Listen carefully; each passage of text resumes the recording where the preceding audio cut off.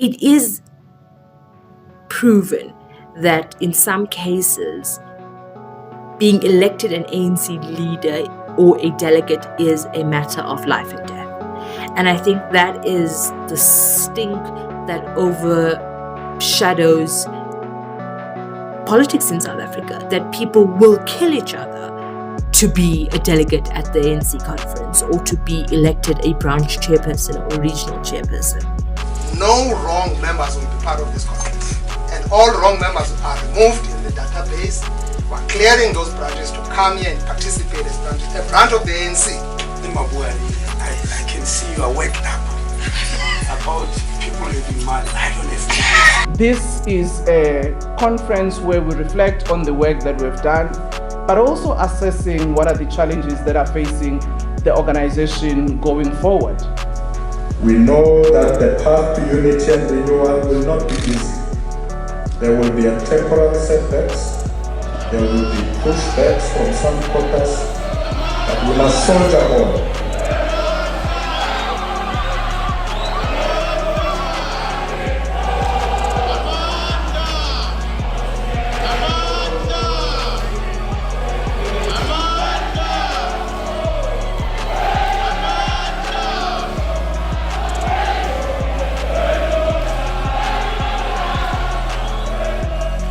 Every 5 years, the ANC holds a national elective conference. But before it elects national leaders and takes policy positions and resolutions at its national conference, it holds a series of branch meetings that lead into regional conferences that then culminate in provincial conferences. Provincial conferences of the ANC can be regarded as almost primaries. It sets the tone for what different provincial blocks of the ANC will do or how they would vote in a national conference. So who leads the ANC at a provincial level is absolutely important. How things go in different provinces matter. Some provinces matter more than other provinces. It is an undisputable fact that for South Africa to remain governed by the African National Congress, KwaZulu-Natal is very central to that. And it's not just KwaZulu-Natal in general. It's KwaZulu-Natal, but particularly the metropolitan. So that is why you will find that many people are interested to what is happening in eThekwini. But with regard to the other issue you are raising about the tension, my own view is that relative to what we have gone through in 2016, the situation is much more better. Provincial conferences of the ANC matter because when you go to the December conference, there are delegates. We know there's going to be about 4,800 voting delegates of a total of about over 5,000 delegates in total that are going to gather from the 16th to the 21st of December at the Nasrec Conference Center in the south of Johannesburg. They're going to elect new leaders, amend the ANC constitution, and take resolutions for the party. Why it's important? Because whoever the ANC elects as party leader, if they're going to give President Cyril Ramaphosa a second term, it impacts who leads the country in some way or the other, as the ANC is still the governing party at least until 2024.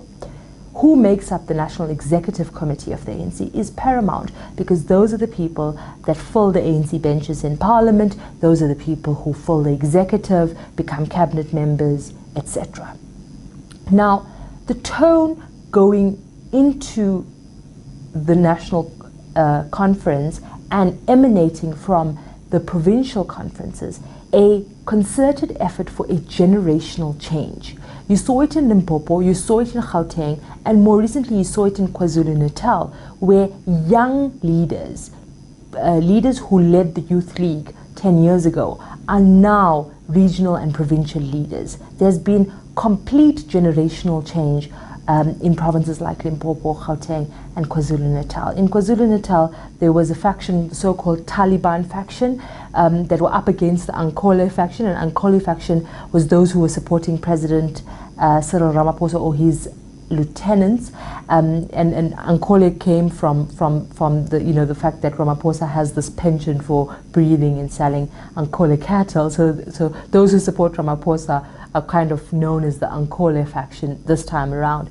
But in KwaZulu-Natal, there was an emergence of these firebrand former youth league leaders in the form of Beki Mtolo, Sponiso Duma, and others who took over the reins of the provincial ANC leadership at a time where it was uncertain, who would take over. It was a complete, change on a regional level, with young leaders taking over in almost all of the 11 regions in that province, and you saw it translate in the province. A lot of new, younger blood coming through to the Provincial Executive Committee. How does this matter? You had reshuffles that took place after the ANC conference. There's a new premier now. Nomusa Dube-Ncube is the premier now after they had shuffled out Sihle Zikalala. In Gauteng there's been a change in leadership with David Makura having to step down as premier. So what happens in the ANC provincially impacts what happens in the state, in provinces that the ANC is the majority party. It leads to reshuffles, it leads to changes in the executive. There has been a lot of support for President Cyril Ramaphosa to gain a second term as party leader. There is an argument that says that he will be able to fully implement the reforms that he has instituted in the party and the state.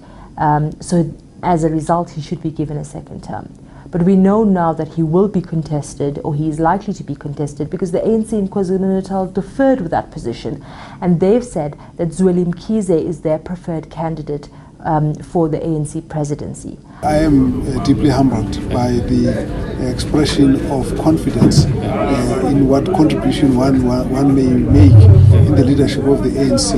I have accepted this with humility, and of course this allows the branches to go ahead and make the nominations in the way they wish.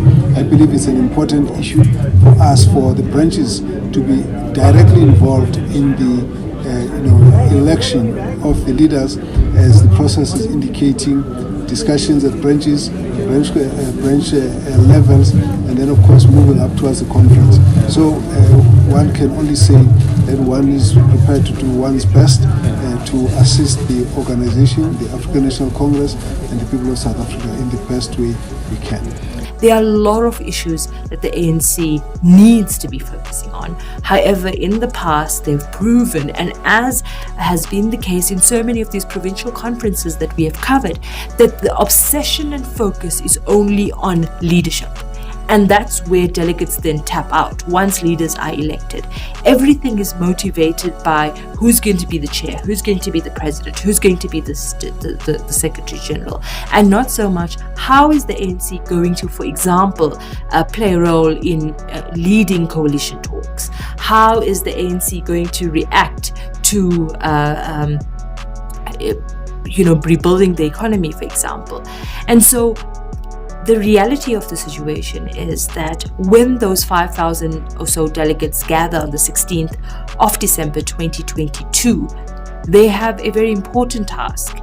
However, what has become evident in the months leading up to December is that the obsession is on popularity. Who is more popular to take over the reins of the party? And I think that there's a growing desperation by party leaders to make a way, to force their way into the leadership of the ANC.